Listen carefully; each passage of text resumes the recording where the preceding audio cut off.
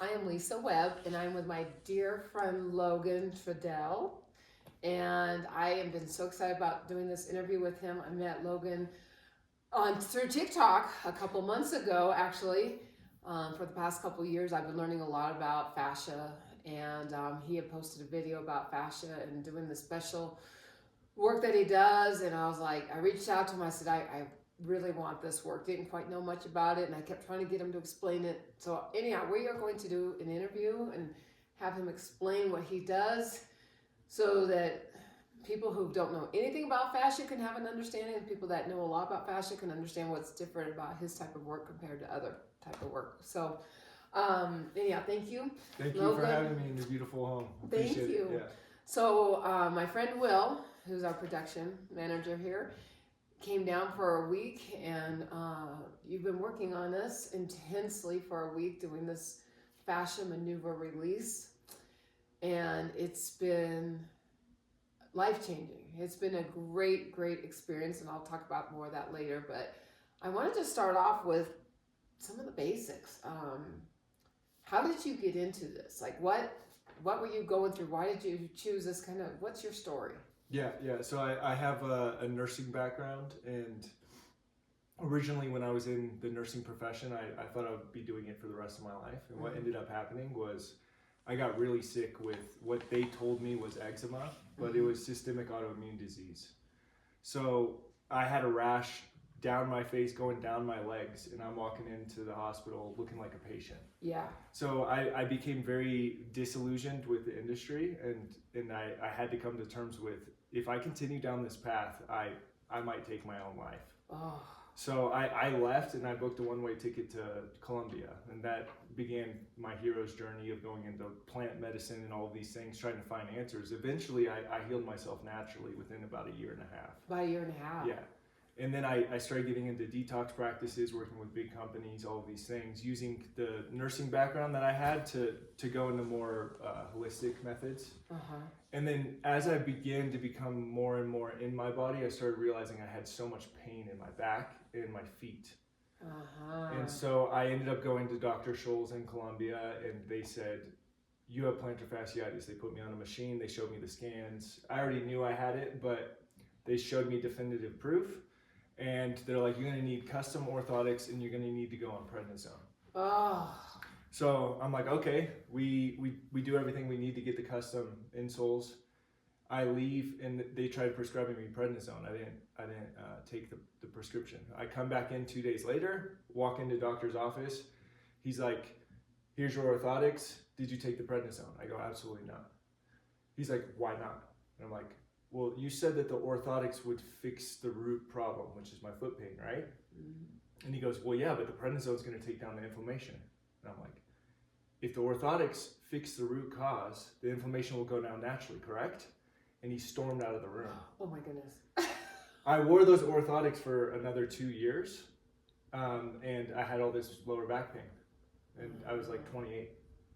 Yeah. And when I was in my early 20s, I went to Australia to visit my sister, and I was walking around with some English people. They love to walk, and I was complaining the whole time. I couldn't figure out why. I'm like, why do my feet hurt so much? And I'm sounding like a baby, but I was in a pain bubble. Anyone that's been through plantar fasciitis understands the story so well. Like, yeah. I relate to this. Like, the more you work on it, the worse it gets. Yes, and you can't stop walking. Right. So walking actually makes it better. The moment you sit and then you go walking again, it makes it worse. Yeah.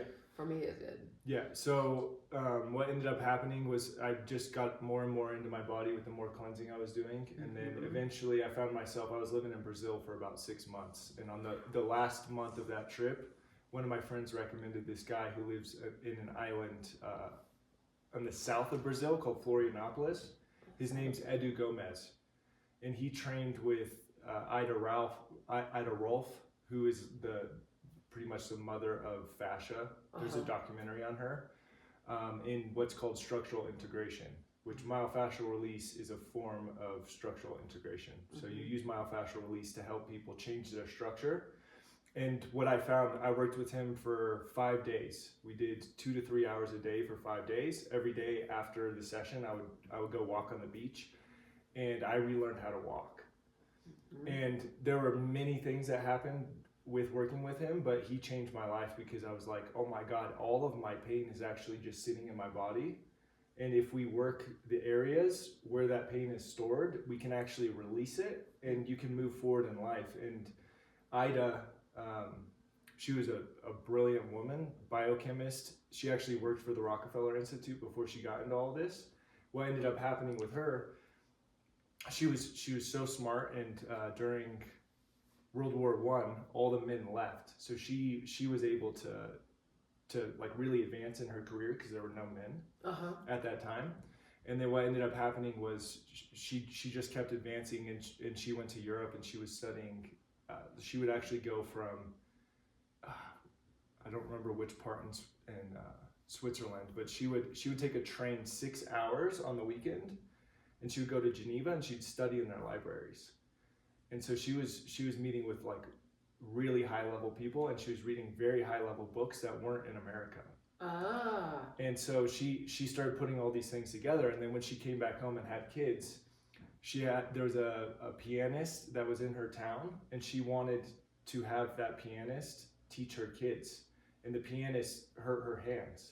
And so she first worked on her. She's like, I can help you. And over 4 sessions, she fixed her hands, and then that pianist went on and helped all of her kids. That's ironic too, because music is such a healing.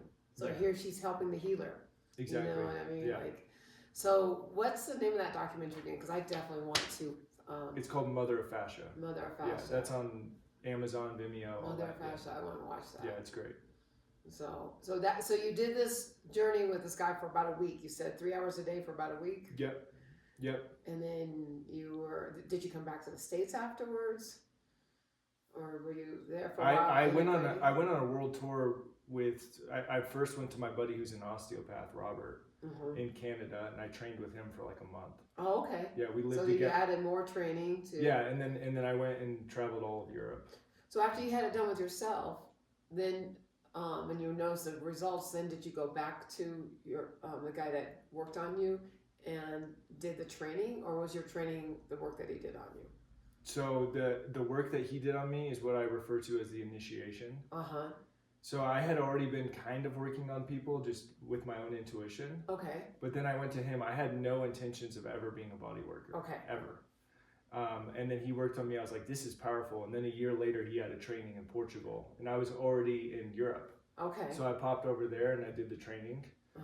And it took me about a year before I like really dropped fully into my body with the work, and I started working on people. And what ended up happening was I was on vacation with my grandma in May last year, and I just like put my hand on her trap and just gave her like a loving squeeze, and she's like, oh my God, that feels so good. And before we knew it, we were on the floor doing a 2-hour session, and she pops up like a spring chicken.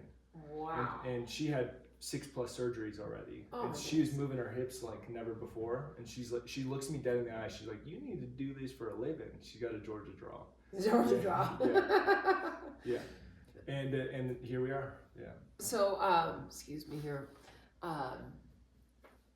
So that you really haven't been. You've been doing this May of 25 is when you kind of started on other people. I had already been working on people here and there with friends and stuff, but really implementing it. And then obviously I did the training, which was pretty intense. Yeah. But what I have noticed in a very short time I've met you, it's just like once the word got out about you, it's just been like the floodgates open. Yeah. And I want to go into what is, for somebody that, right now fascia is the buzzword everywhere, you know, nervous system, all this stuff. Peptides is the buzzword, but when you talk to people about fascia, they don't know what it is. So can you tell me what it is and what it isn't? I think there's some also misconceptions out there what it is. So can you kind of go into the nitty gritties? Yeah. So what's interesting, I just did a training with Tom Myers with Anatomy Trains, and he's the fascia guy. He trained with Ida. How cool. Yeah. The scientific system that we have, that we refer to as medicine, it says we have 600 separate muscles. And if you look at what Tom says or what Ida believed, we have one system that's segregated. So if you take an orange If you don't have those compartments that separate the orange, it's just juice. Those compartments are what make the orange. So we have compartments, and the fascia are compartments.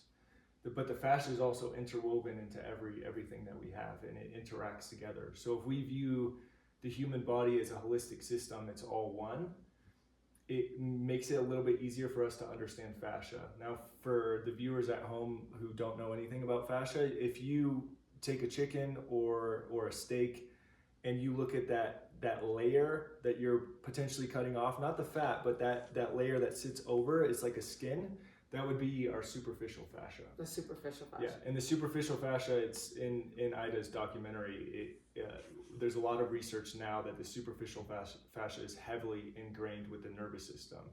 So there's layers to the fascia is what you're saying. Yeah, there's superficial, there's deep, and then everything interconnected. The fascia even penetrates through the muscles as well. That would make sense. Yeah.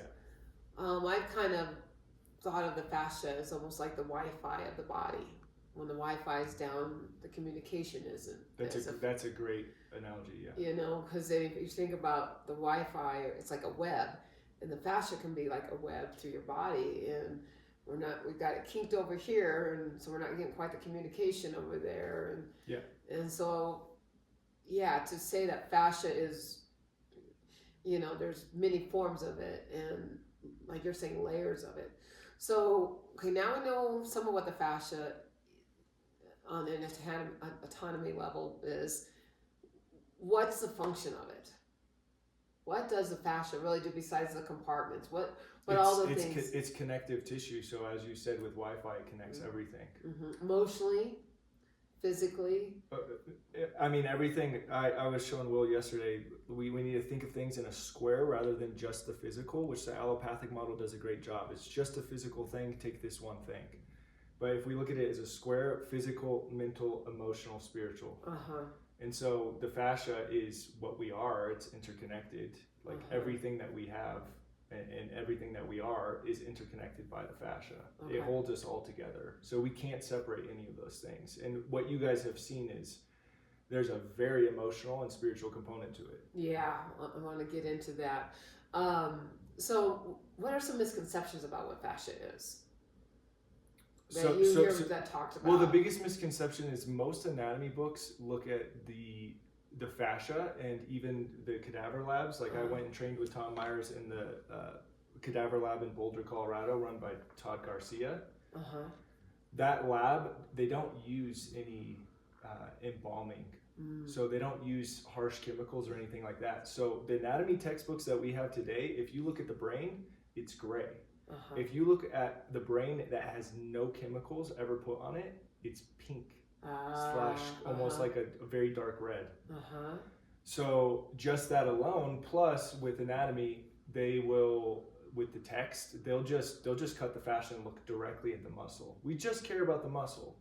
Yeah. So to answer your question, it's not what we think it is because we've never looked at it deep enough. People have been trying to decompartmentalize and make segments. This is why in our systems that be today, you have this specialist, that specialist, this specialist. They're not talking together. And I'm excited because I feel like people are starting to wake up to that. Yeah. My issue isn't because I'm lacking ibuprofen or prednisone. That's not why I'm having my problem. Yeah. So what is the problem? You know, and then people realize after being on meds for so long that eventually the body goes, this isn't working. Yeah, so if we're going to talk about the fascia in general, obviously we have many parts of our bodies. But if the fascia is the communication, and people are taking all of these pills and not getting better and actually getting sicker over time, what's the issue? Well, we have these communication systems at play, but at a certain point in our life, they turn off. Maybe there was an emotional injury or a trauma or something like that. Then we stop listening to the body, or we continue to work in a job and drink coffee 6 times a day and numb ourselves. The signal is always there. So it's our job to get back into the body, to ground and become embodied, and we'll feel our fascia. So do you want dial-up internet or do you want high-speed internet? Yeah, you just connect me strai't to the Ethernet. You know? Yeah. What do you want? Do you want it to go fast, or do you want to be like this? That makes a lot of sense. So what are the things that impair the fascia? I know you just mentioned some of them. Yeah. What different things do we do and not do that hinder the fascia to do what it's supposed to do? Yeah, so Ida, she was actually, how she got into all this, she got injured by a horse when she was visiting Colorado one year, and she found an osteopath in Montana or something like that. And the osteopath helped her like first session. And so she's like, oh, there's something to this. And if you look at one of the main principles of osteopathy, Andrew Taylor Still was the man who founded it and really pushed osteopathy.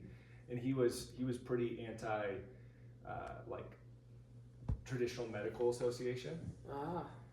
And he had 4 main principles. One of those principles is structure dictates function. And so Ida essentially found that if you change the structure, how someone holds themselves in gravity, all function changes. So if you want someone to become healthier, you need to change the structure. Okay. If we're looking at the structure, the number one thing that people aren't doing that is hindering fascia is they're not moving enough. And then they're not moving properly. So you have this society that's very focused on vanity. I'm just gonna do my crunches every day. I'm just gonna eat as much as possible, 4,000 calories, so I can look big, so I can finally feel enough, so I can finally get a girl. Like that's our society. Right. And so it's not moving enough, or if you are moving a ton, you see big bodybuilders all the time. They can't even put their arm over their thighs or over their chest. So it's dysfunctional movement and not moving enough are the big things. And then obviously we can get into deeper concepts. Like, I want to be like your water source. Are you mineralized? Are the minerals that you're actually consuming and all the supplements you're taking actually hitting the cell, or are you just peeing them out? I hear a lot with fascia. A big thing that hinders fascia is dehydration. Yep. The fascia will start really breaking down when it's not dehydrated because you're not in the flow. The Wi-Fi is not turned on. And then one of the things that I hear a lot about, and I want you to go into this, is how, and I don't know if you even know this, but how do the emotions get trapped in the fascia? I mean, I know because we are emotional beings, which emotions are energy in motion. Yeah. And what's neat is even mainstream, medical is saying, okay, yeah, the body does have emotions in different organs. Yeah. And so this isn't just a physical thing. It holds our emotions. But when I've learned about fascia, you get a lot of emotions trapped into the fascia. And that's a lot of what can cause you to not function as well. Yeah. So emotions in relation to the body comes mostly from the East because they had a more holistic model. So if you look at traditional Chinese medicine, you understand because you've done so much cleansing. The liver stores anger. Yes. It was correlated with anger. Kidneys, fear. Right. Stomach, digestion. Not only just digestion, but are you digesting what's happening in your reality? Right. All of these things. The lungs, grief. Grief, large intestine letting go, and then obviously you have pairs. So small intestine, heart. Small intestine is self-concept, concept of self, how you view yourself. That is the pedestal for the heart. So if you have a poor self-concept, you will have heart issues. Yeah. Yeah. And then the kidneys, what are fear? Fear. Yeah. Yeah, and they're paired with the bladder. Yeah. Yeah, that's right. Yeah. So the emotions get trapped in the body, and so now the work that you are doing, what exactly are you doing, and why are you doing this? I know what you're saying. You do fascia, myofascial release. Yeah. What does that look like for what you're doing? Yeah. So my goal, people come into me and they're like, I want to relieve my pain. My goal is to be able to get people to shift by getting more into their body so that they can move on to the next chapter of their life. Most people that come in, they just want to get out of pain. Right. But my role as a practitioner is how can I get them to move forward in the most positive way possible? And the way I do that is through patience and precision. So I generally use my elbows. You felt it yourself, but I'm finding a location where there appears to be some kind of adhesion or tension. I start there, and then I'm following the fascia. When I sit in an area, the fascia, I'll feel tension. Okay. And then I will very slowly over time. I'm listening to your body. Your body will be sending me signals. Let's move a little bit lower. And it's kind of like melting butter. It's like melting butter. Exactly. And so I'll maybe interject. We've done 4 days of 3 hours a day of doing this, and I think the first day spent 3 hours just on my feet, and you can feel that melt, and it's one of those. It hurts so good. Yeah. But I mean, it hurts. I'll kind of go into a little bit more of that later. So, the reason I'm going down this road with you is, why are you pressing in to the body where it's tight? Yeah. And that sends a signal to the fascia to move the what's blocked. Well, in the fascia. A good way to put it is like we're being pressed down by gravity. Okay. Right? So if I can take gravity out of the system, I can allow your body to open up. So it's really expanding. Every session Exactly. I got off the table, I felt more expanded, and so okay. Yeah, because you didn't come to do this work. Obviously, like maybe pain is a good motivation for some people. Yeah. Especially depending on the level of consciousness. But you came to advance, right, and to expand. Well, and let's so go into that. Who are the people that come do this work? Who people that are in pain. Yeah. And like for myself, my friend Will, it's taking my wellness to the next level. Yes. You know, I'm mid-50s now, and I want to live a while, and I don't just want to live. I want to live vibrantly. I want to live healthy. And from what I keep learning about fascia, this is really a foundation. I can work on all my nutrients and this and that, but I need to get my network going. And for me, the best way for wellness is to equip my body to heal itself. And that's what really drew me to the fascia work, is that it's helping the body heal itself. Yeah. So with what you're doing, how is what you're doing different from the massage therapy, the Reiki, what other things are they doing? Like chiropractic care, acupuncture, all those other structural modalities. Yeah. How is this different? Yeah, when I first got into this, I started going down the path of, I finally found the answer, and that's actually a trap. Because all these modalities can help someone where they're at. Right. And there's plenty of examples of like, this person went to a chiropractor and it changed their life. But with that being said, what I've found is many of those models and many practitioners in any field, they have a revolving door model. And so what I found with a couple of the really high level practitioners that I've worked with, like when I was sick and living in Colombia, I met this chiropractor from France, and I went in and he changed my life with how I view a good practitioner versus a bad practitioner. I walked in, he took some shots of me, he looked at me, he did an analysis, and he said, I want to let you know, if you keep coming back to me, I'm not doing my job, you should fire me. Yeah. And I was like, whoa, that's insane. And he pretty much gave me the blueprint of what to look for in a good versus bad practitioner. If you keep coming back for years on end and you keep coming back for the same problem, that's not someone that is there for you trying to advance you, because they essentially want to keep milking you for your money. I think you told me you didn't have body work done for like 1.5 years after. Yeah, so Edu Gomez, my mentor, guy's a wizard.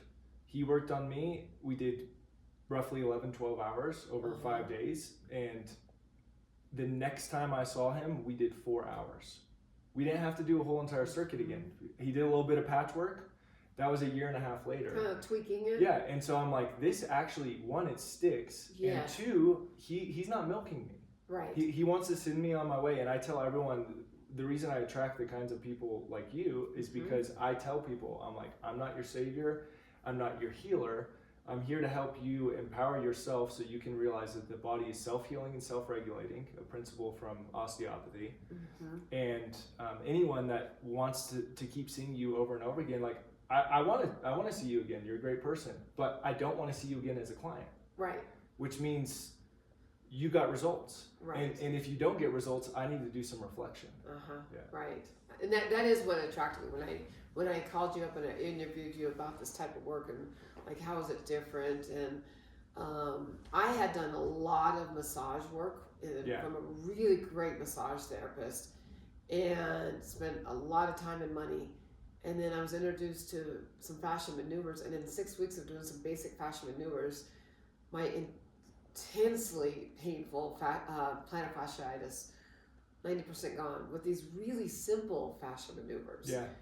And I was like, okay, I did all this on the massage, and nothing against massage. I am not putting, I think everybody needs to do massage, but this was actually getting to some core issues. And when I found out that I could have somebody help facilitate me in doing these fascia maneuvers, that's why I reached out to you, because I'm like, let's get the body into a good alignment, and then I'll keep up. I relate it to a car, like, let's get the car in alignment, and then every oil change I'll rotate those tires. Yeah, totally. And to keep the car in alignment. Yeah. and going. Who would you say this is not good for? Who would you say, don't call me if this is where you're at? Like, who's that person? I think anyone who, there's a couple of like very intense scenarios where someone might actually need surgery on their back or something like that. Okay. Like obviously that's a case. But anyone who, at the end of the day, with any healing modality, if someone is looking for quick fixes, this is not for them. Okay. Because as you could probably talk about this quite a bit, and this is what I see I have a lot of massage therapists, even chiropractors come to me. And we do the work, and what I notice a lot of massage therapists, and this is why I'll be training a lot of them, is because they will have clients coming in and they have a preconceived notion of what massage is. And for a lot of massage therapists, unfortunately, they're doing what they were taught in school, which is for a lot of them a cookie cutter approach. So they have a 60-minute to 90-minute routine that they're doing on most clients. And if you don't personalize things for the client, it's less results. So what I've found is a lot of massage therapists, they can only work 20 to 30 hours per week. Oh, yeah. And they're burning out, and their hands get affected and all these things. And I started thinking more and more, because I was empathizing with them. I'm like, they put in so much work, they're healers. What is the problem, and how do we find a solution for them? And what I noticed is most people who are coming in for massage, they have the preconceived notion that this person is just going to help me relax.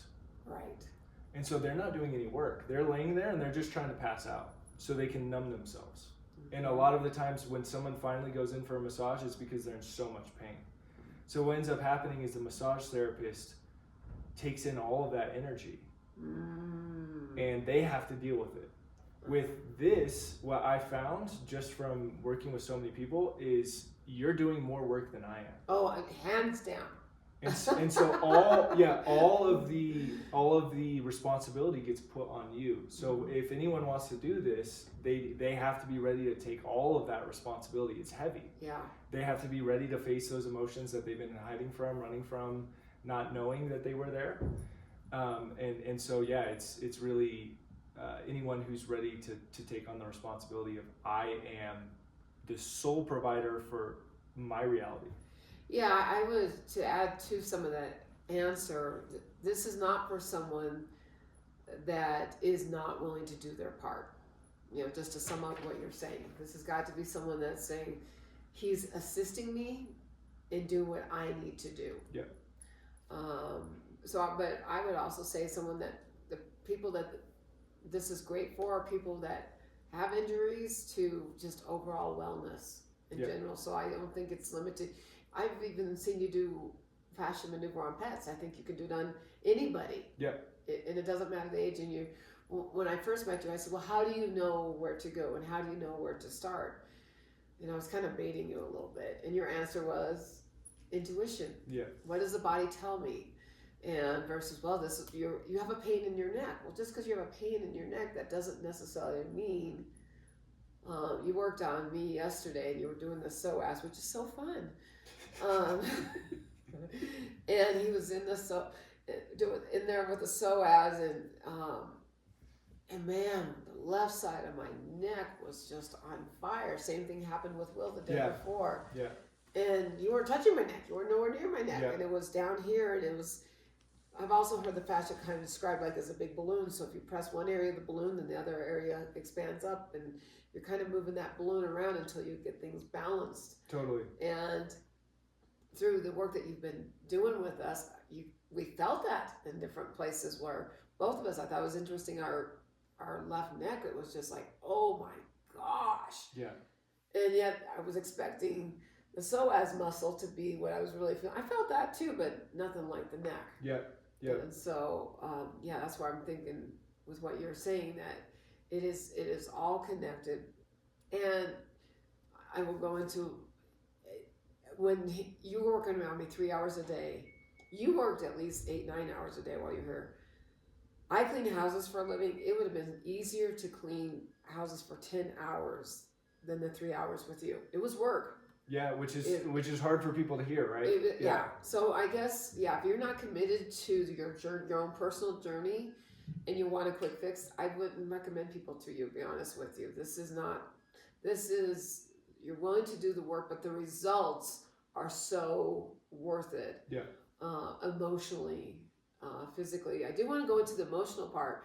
We do hear a lot about, you get a massage, people start crying, and it moves emotions.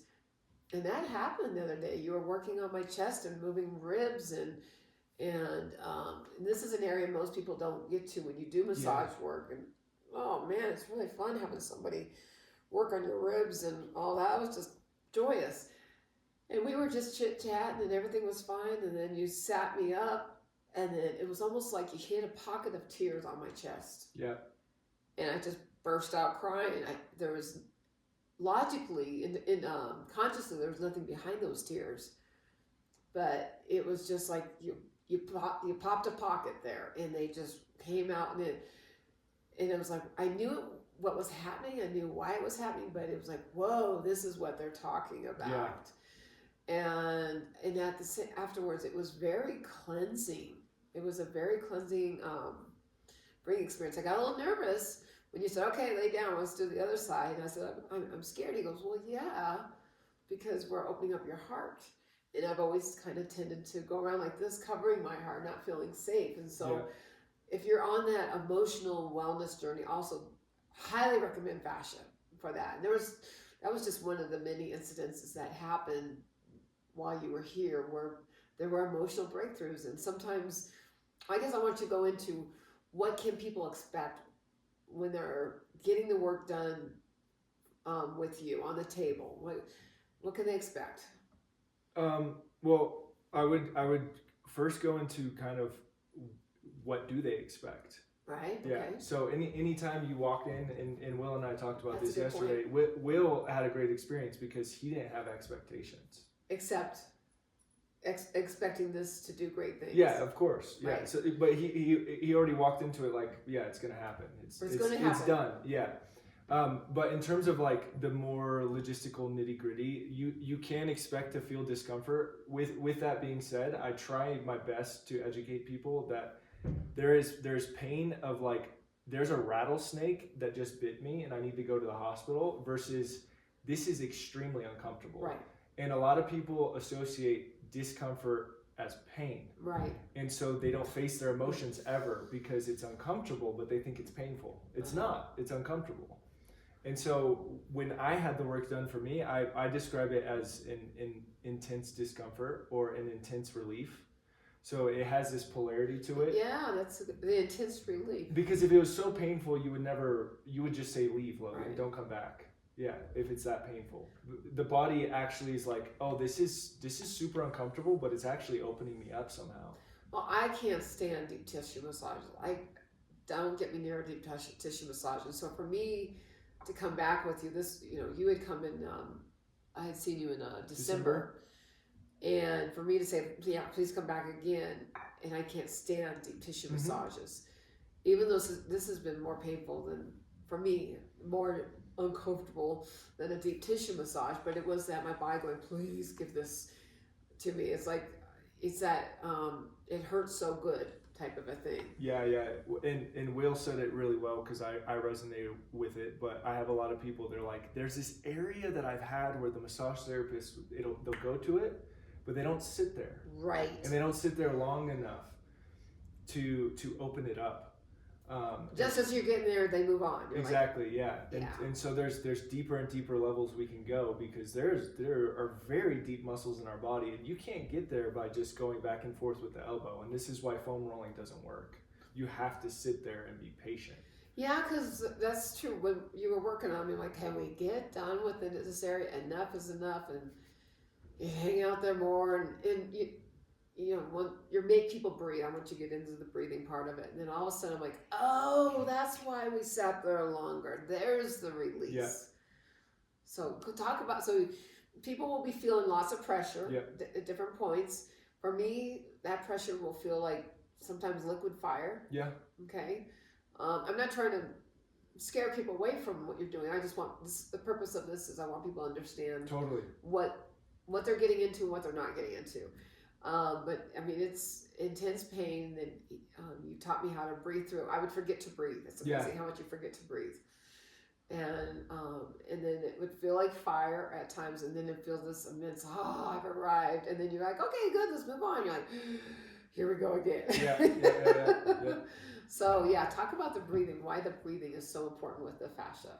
Yeah. So what's interesting, I found this with a lot of people, is people who have dysfunctional breathing, they will generally come in with a lot more anxiety. Mm-hmm. And then once we start getting them to build a different relationship with their diaphragm, they go from having a fear response when I'm on an area, and I could be very lightly on that area, and they have a fear response. And then you just get them to breathe properly, and it just starts melting. Yeah. And it opens up, and then before you know it, people who are super anxious, I've had people who are so anxious, I'm like, I don't know how we're going to get through this session. We get 40 minutes in and they just drop into parasympathetic. They're sleeping. And if you think about that, if you can get that to relate to everyday life, we got something that comes up, a stressful situation at work, or relationships or something like that, and if we can take that moment when it's painful, it's scary, we go, I'm going to breathe before I react with this. Yeah, totally. But Tom Myers calls it tertiary stress. So we used to have significant stress, primary stress right in front of us, secondary stress, all of these things. We have tertiary stress now.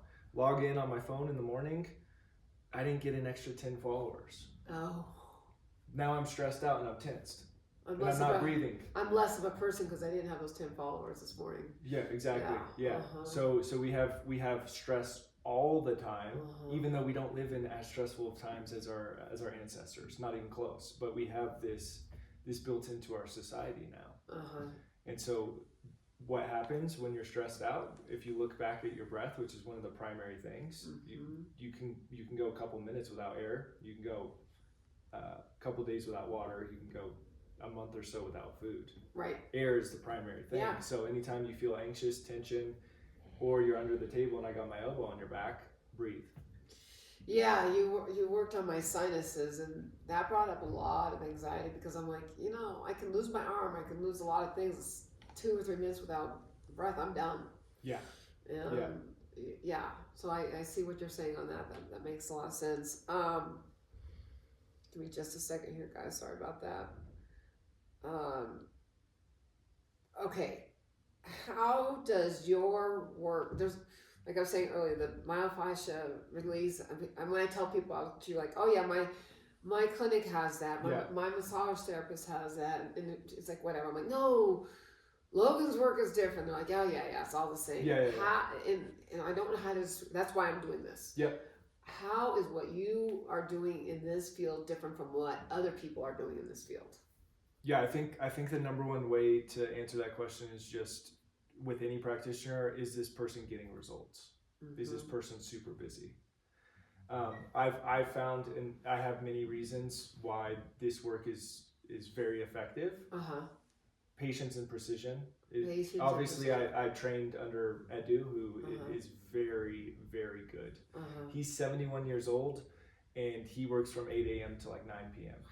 And he has more energy than anyone else because the work works. Right. Yeah. And that's got to be exciting for you. It's incredibly That's got to be invigorating for you. Like, I just did this all day, but look at what this person's doing and look at their attitude, how they're walking, and you've had some incredible results. Do you mind to share some testimonies? If it's I mean, I've had a long line of different things. I mean, we could go up the whole chain of the body, but the big things are just being able to see people every time they leave. You can see a difference in their face and how they're holding themselves from day one versus last day, but also just one session as well. Right. Yeah. And so it can be anyone from like some of the things that come to mind. I had a guy drive all the way from Tennessee. He's had $20,000 stem cell injections done. Wow. Didn't work. He had surgery on his other shoulder. So he's like, I really don't want to go under the table again. And he's getting up there in age. So every time you do anesthesia, it's a risk. So he came to me and we did 5 days, and his shoulder mobility went from this to this. Wow. Did he have to have the surgery? No. How did he hear about you? We actually met like online 2 years prior. Interesting. Yeah, and then he was just following, and he's like, yeah, I want to do this. Yeah. We're gonna be hearing the wind right now. Okay, so I'm just getting into logistics right now. When you're on the table, how do you need to dress? How do you need to prep for the session? Yeah. Do you want to eat, not eat? What kind of clothes do you want to wear? Time you want to allow? Kind of go into some nitty gritty logistics of this. Yeah, if it's a morning session, don't eat. Don't have coffee if you're going to come in at all throughout the day. Don't have any coffee, any stimulants. For me, the way I work, I actually just work through the clothes. I find it much easier for me, especially because people can't make up anything. Right. I really like that. I pretty much wore lounge clothes. Yeah, working with skin to skin is technically like Ida worked that way. She would have people stripped down to their skivvies and stuff. But for me, I found people are a lot more comfortable with their clothes on. Well, that's what I was going to say, especially if you have a wound up nervous system. Totally. And just even doing that, you're going into somebody's place, it's a different environment, and the clothes off, don't know this guy. It's nice to be able to work with the clothes on. We did a session outside in my front yard, which was epic. I gotta say, that was really neat. I don't know if you outdoor work is the best. Yeah. It's my favorite too. So I will add this. It's just life, but you can get gassy doing this. Because you are moving energy in the body, and so I think half the battle was controlling some of that. So that's what this is about. Was just trying to tell people what to expect on that. And I think not to eat, like when I knew you were going to do the psoas, I'm like, we are not eating till afterwards. And I'm so grateful I didn't eat till after you did that, and so we talked about the clothes. Yeah, and then for afterwards, that's a question that a lot of people have. The most important things are water and walking. Yeah, right. So well, during hydrate. Yeah. You will have us walk during. Yeah, because it's structural integration. So it's not you just laying on the table the whole time. We need gravity to solidify the work we did. Right. So. And then also, like, obviously this is more in depth, but we get into everything from like the kinds of shoes you should change to like, should you be taping your mouth at night so that you're breathing through your nose? Like, do you have structural dysfunction in your nose? All these things are super important. Session on the table isn't just you going through and pouring hot liquid into the muscles, which is what to me it feels like. You are getting educated throughout this process. That when you're working on people, it's been very enjoyable for me, just getting overall education. Yeah. And to go back to the results, I think the number one way that I keep wanting to show up with so much energy and enthusiasm is because I get to hear everyone's story of the traumatic event, of the religious institutions they were in, of whatever it was that made them how they are, and I get to help facilitate them clearing that so that they don't have to hold on to Let's that move anymore. that story. Yeah, let's get rid of it and let's start creating from scratch. Yeah. Create space for a new story. Yeah. And that's, for me, that was a big reason why I have invested the time and the money and the energy. Yeah. Time and money is one thing, but it's been a lot of energy put into this. So much energy, yeah. But it is, I'm ready for new stories. I'm ready to make new space, and it's been a total delight. It has been a lot of work, and I don't say that in a bad way. It's been that work. Like, I'm so proud of myself. I'm so invigorated by doing the work. But now that you're leaving, what do we need to do to continue this? Because this is not a one and done. I feel like you coming here jump started me. You are not my savior. You are here to help me get going on this path. What's my part? Yeah. That you leave. Most people aren't walking. Like, obviously, we have to separate the class of people that come to me that are gym rats. That's CrossFit Christina. That's another avatar. CrossFit Christina. But most people, they're not. Like, when they wake up in the morning, you might hop on your phone and be laying around and then maybe go move in your job and stuff. But with this work, I spent like 6 months not going to the gym. I would just walk every day. Yeah. And I relearned how to hold my pelvis in space, how to hold my neck and feel into my body. And then the more I felt into my body, the more I started connecting with my fascia. And then the more I kind of fell out of I'm gonna go to the gym all the time, or I'm gonna do yoga and try and get as stretchy as possible, versus how do I keep the tension within my fascia so that I can hold myself in space in a healthy way. That's a really good point. Stretchy versus, that's a really good point. There's yoga instructors who can tell you I'm the most flexible person on earth. They can put their leg behind their head. But you measure the tension on their hamstring and they're super tight. So they're not flexible. They've figured out how to contort themselves. So you actually want to have an ability to hold all the fascia where it's not tension, but you are also being able to hold the structure in place. Yeah. To me, it's that balloon. Yeah. You don't want it too crimped over here and too crimped over here, trying to have the balance in that balloon. Okay, so walking is one of the things. Exercise, movement, breath work, I'm guessing, with breathing, but most importantly, like, breath work is one form, and in yoga they teach everyone belly breathing. Belly breathing is not what we want to be doing. We actually want to activate transverse abdominis. The pelvic floor should be working with the diaphragm. Multifidus should be holding us in space, which is deep intrinsic spine muscle. And you've got a video on that. Yeah, I've got tons of stuff on that. But the number one relationship we want to build is diaphragm, and then also, are we breathing? Are we actually consciously breathing? Because if you're in any state of anxiety or less than state, if you want to shift into a new reality, all you need to do is go. How do I do that? I can control my lungs. It's the only organ system that we can actively go, I'm conscious of that. And then you can shift everything underneath that. You can actually slow the heart rate down by breathing properly. But you can't control the heart. You can control the lungs. Right. Yeah, you can't say, spleen, I want you to go do this right now. Yeah.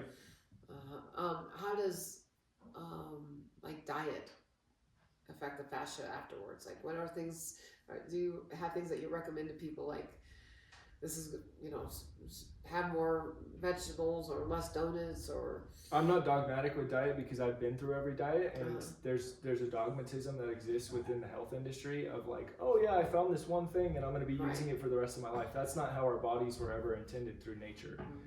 We're very intuitive beings when we tap into that intuition. The number one thing is, just like with become your own doctor, learn this stuff so you can move through space and become sovereign. It's the same thing with food. I've shifted significantly and continue to shift into, I want to have a direct relationship with the guy that has chickens. Right. I know exactly where the food is coming from. If you walk through the grocery store, everything is fake now. Yeah.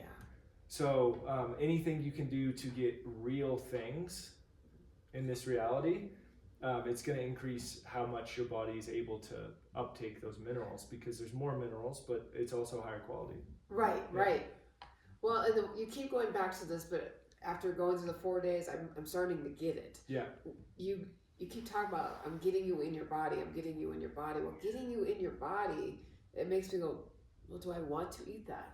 Versus I'm just so used to pulling for that and not even thinking about it. Yeah. When you're connected to your body, you are like, well, my body's saying it's needing this, or let's go do this. Whereas when you're not in your body, you're just kind of doing things out of habit. Yeah. And that's the importance of what you want, your work. Okay, so with what you do session-wise, what's the minimum people can do with a session with you? An hour and a half is what we generally do in an initial consult. Yeah. So if people want to reach out to you and learn more, it's kind of like do a consultation, an hour and a half. If you're gonna work with me in person, you schedule and then come into my office, and then from there we can discuss what you need, because some people don't need as much work. Most people 10 hours can do them very good. Yeah. And then obviously for intensives and stuff, that's, you got to reach out to me directly. Yeah, I only work with cool people. I only work with cool people. Yeah. Well, the reason I did the intensive, I felt like I was getting more out of it, because I feel like sometimes, and Will was talking about this, where you just get into it and your time's up. And it's like, man, I just was starting to relax. I was just starting to get the hang of that breathing. And going back to back, doing the intensives, I feel like it was more money up front. It was more time up front. I feel like I got more for my investment. Well, how much more soothing was it doing it in the comfort of your home as well? Well, and then I didn't even bring up that part, but even if they just went to your office, just getting started at an hour and a half, and I think if you can just do an hour and a half and you start telling your body, that's great. But I think more time, depending on where you're at, can be way more advantageous. Yep. Just from personal experience. The cool thing too is people are like, well, how does all of this work? Do I need to keep coming back? Should I do a session every month? I'm like, let's get as much done up front and then go live your life. Yes, go live. And I kind of asked you this the other day, but how do you kind of know when someone, like, okay, I think we've got, like when you did your work, you got most of it. Like, how do you does that person kind of feel it, or is it, or when you're with that person saying, you know what, we still got more work to do here? Yeah. Does the body kind of tell you and that person a little bit? Yeah, it depends on the person and the relationship. Some people are just like, yeah, I'll come back when I'm ready, and I know, oh yeah, they need more work, but it depends. I think the people that are ready to do the most amount of work possible, they make it loud and clear. Yeah. Right. Yeah. This is my goal. Yeah. But some people, it's a lot on their nervous system. They need 3 to 5 days to recover from a 90-minute session. You guys, we were doing 3 hours a day. Yeah. So it's a testament to the capacity you had to be able to do and that. I will say, I did a lot of prep work before you got here. I spent a couple months, and I do in general, but I did a lot of detoxing. I did a lot of different cleanses, just getting ready, because I when you were here, I wanted to make the most of this. Yeah. And then last night, when you're done with my final session, I was exhausted. I was you were just exhausted. Done. I felt like I've been hit by a truck. And this morning, I mean, not in a bad way, but I was just, my body's like, we're just checked out. And then I woke up this morning and I feel great. I feel great. But I know with this process, my body will kind of come in waves. And when you'll be working on me, I'm like, so he worked on my feet, but boy, I'm really feeling my shoulder. And you can feel that energy shifting as you're doing this work. I mean, it really is like, this isn't, so one thing I would really tell people, don't come in with the idea of my feet hurt, but he really didn't work on my feet that much. That doesn't mean you didn't do a lot of work on the feet. It is so connected. Sometimes it has nothing to do with your feet. Yeah, my plantar fasciitis was coming from T8, and that was correlated with my diaphragm, which stopped working as well when my dog died when I was 10. Same time my parents were going through a divorce. So I had this grief stored here, and it started coming out my feet. Yeah. And eventually I got to the point where I'm like, I can't keep moving forward in my life this way. And then I found Edu. Yes. Yeah. Exactly. So somebody come, well, he didn't work on my neck that much, and that's really, or whatever it is. Well, maybe it really wasn't the neck that needed to be worked on. Yeah. So if you are just intuitive, just trust the process. That's the other thing I would really advise people. Just trust the process and trust your body. Trust your body that it knows even more than you know, and don't have the expectations as to what it looks like. Just have the expectations of this is going to do wonderful things for me. Yeah. So my next question for you would be, this is kind of my last question, unless you have more you want to add that I'm missing here. But where do you see the world? I'm excited people are talking about fascia. Yeah. Where do you see the world of fascia going in the next few years? Because you're kind of a pioneer. Well, Tom Myers, in his slide when we were at the anatomy lab, he's like, you guys are all pioneers. Anyone who's receiving the work right now is also a pioneer, because you're gonna go, if the work is really beneficial for you, you're gonna go tell all your friends and family. Yeah, and all of this leads to, the more people become connected into their body, the less they need these systems and these advertising companies to tell them they're not enough, Right. so that they go buy their products. And when we have a world where people become more sovereign and they're whole, the whole world is a better place, because it's more whole. Mm-hmm. So I'm really excited. Like I continue to dive into people like Ida Rolf and all the pioneers who are living today, like Tom Myers and Edu and all these people, and continue to learn from them. But we are on the forefront of a very amazing change and shift in the consciousness of humanity. Yeah. And I think I'm excited to get people out of the gym where they're beating their body to make it look good, and it's like, lighten up on yourself a little bit. Yeah. You know, be gentle with this body and get it back into alignment, and then your body will be able to function in a more healthy way. And I think it's neat that you are so excited about the fascia to the point where you've got a lot of you've got education planned for the next year. Oh yeah, and this is just the beginning. Like the amount of courses and seminars and retreats and international travel that will be occurring. Because it's lighting you up because of the results that you're seeing. Well, and it's, I do absolutely feel that it's changed my life so much, and I've seen so many people's lives changed by it, that I'm just excited to share it and spread it and help support people who want to do the work on other people as well, because I can only work so many hours. That's where you're going next with this, is to train people to do what you're doing, because there's only so much of you. Yeah, I was doing the math one day and I was like, I can only help so many people doing this, and there might be people that are significantly better than me at this, and they take it and they go do things and make products that help support humanity.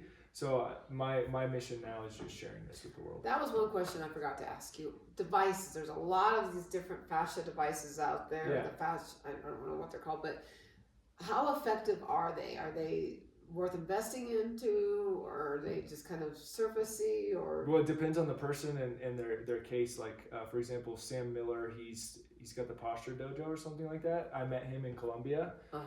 He's got a big following, and he primarily helps people with scoliosis by getting them to really step into their body and adjust their posture internally. I met him and I had eczema at that time, and I was in the grocery store talking to him, and he's like, yeah, I had eczema, and I got the So-Right, which is the device I showed you, and just by releasing his psoas, his eczema went away. Yeah. So in a case like that, great. But if you have a device where it's not making you feel better, you were talking about the foam roller. Yeah, a foam roller is good if you know how to use it properly. But most people, they're rolling out their IT band. You don't roll out your IT band. You sit on the TFL, tensor fascial lata, and that will actually help the IT band not be as compressed.